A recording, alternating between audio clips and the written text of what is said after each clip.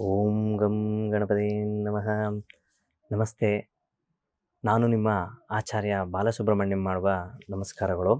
ವೀಕ್ಷಕರೇ, ಎಲ್ಲರಿಗೂ ಒಂದು ವಿಶೇಷವಾದಂತಹ ಗೊಂದಲ, ಯುಗಾದಿ ಹಬ್ಬದ ಗೊಂದಲ. ಏನಪ್ಪ ಅಂದರೆ, ಯಾವ ದಿನ ಆಚರಣೆ ಮಾಡಬೇಕು? ದಿನನಿತ್ಯ ನನಗೂ ಈ ಕಳೆದ ವಾರದಿಂದ ತುಂಬ ಫೋನ್ಗಳು ಬರ್ತಾ ಇದೆ. ಗುರುಗಳೇ, ಯಾವ ದಿನ ಪ್ರಾರಂಭ ಮಾಡಬೇಕು? ಹೇಗೆ ಪ್ರಾರಂಭ ಮಾಡಬೇಕು? ಯಾವ ರೀತಿ ಪ್ರಾರಂಭ ಮಾಡಬೇಕು? ಅನ್ನೋದು ಸಾಕಷ್ಟು ಜನಕ್ಕೆ ಗೊಂದಲ ಇದೆ.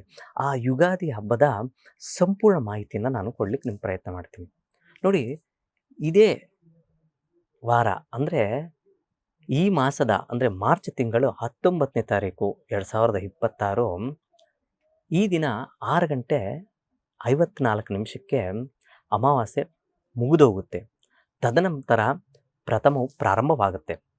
ಆ ದಿನವೇ ನಮಗೆ ಪರಾಭವನಾಮ ಸಂವತ್ಸರ, ಉತ್ತರಾಯಣ, ಚೈತ್ರ ಮಾಸ, ವಸಂತ ಋತು ಪ್ರಾರಂಭವಾಗುವಂಥದ್ದು. ಆ ಕಾರಣದಿಂದ ಆ ದಿನದಂದೇ ಎಲ್ಲರೂ ಶುಚೀರ್ಭೂತರಾಗಿ ನೀವು ಅಂದರೆ 6 ಗಂಟೆ 54 ನಿಮಿಷದ ನಂತರ ನಿಮ್ಮ ಸ್ನಾನ ಸಂಧ್ಯಾ ವಂದನೆಗಳ ಮುಖಾಂತರ ದೈವಾರಾಧನೆಯನ್ನು ಮಾಡಬೇಕು ಅಂತ ಹೇಳ್ತಾರೆ. ಅದೇ ರೀತಿ ಅಂದರೆ ಸರಿಸುಮಾರು 7 ಗಂಟೆ ಅಂತ ಇಟ್ಕೊಳ್ಳಿ.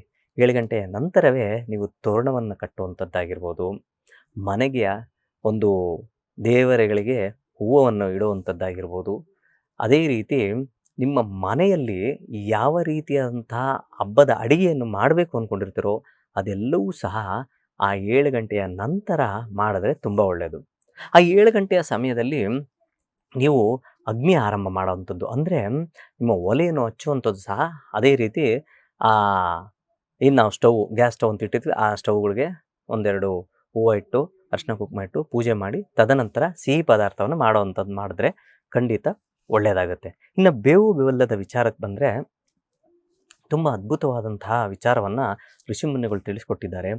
ಬೇವು ಬೆಲ್ಲದ ಸೇವನೆಯಿಂದ ಆರೋಗ್ಯದಲ್ಲಿ ಇಂಬ್ಯಾಲೆನ್ಸ್ ಅಂತ ಹೇಳ್ತೀವಿ, ಅಂದರೆ ವಾತ ಪಿತ್ತ ಕಫ, ಈ ಇಂಬ್ಯಾಲೆನ್ಸ್ನ ಬ್ಯಾಲೆನ್ಸ್ ಮಾಡುವಂಥ ಶಕ್ತಿ ಇರೋದರಿಂದ ದಯವಿಟ್ಟು ಈ ಕಾಲದಲ್ಲಿ ಸ್ವಲ್ಪ ಗ್ಯಾಸ್ಟ್ರೈಟಿಸ್ ಜಾಸ್ತಿ ಆಗುವಂಥದ್ದು ಅಥವಾ ಕಾನ್ಸ್ಟಿಪೇಷನ್ ಆಗುವಂಥದ್ದು ಇದೆಲ್ಲವೂ ಸಹ ಈ ಒಂದು ಸಂದರ್ಭದಲ್ಲಿ ವಸಂತ ಮಾಸದಲ್ಲಿ ಬರುವಂಥದ್ದು. ಆ ಕಾರಣದಿಂದಲೇ ಅವರು ಆ ಕಾಲದಲ್ಲಿ ಅದ್ಭುತವಾದಂತಹ ಪರಿಹಾರವನ್ನು ಕೊಟ್ಟಿದ್ದಾರೆ.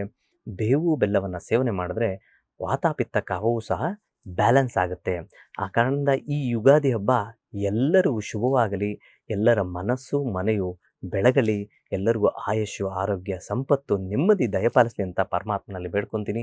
ಯುಗಾದಿ ಹಬ್ಬದ ಶುಭಾಶಯಗಳು. ಎಲ್ಲರಿಗೂ ಧನ್ಯವಾದಗಳು.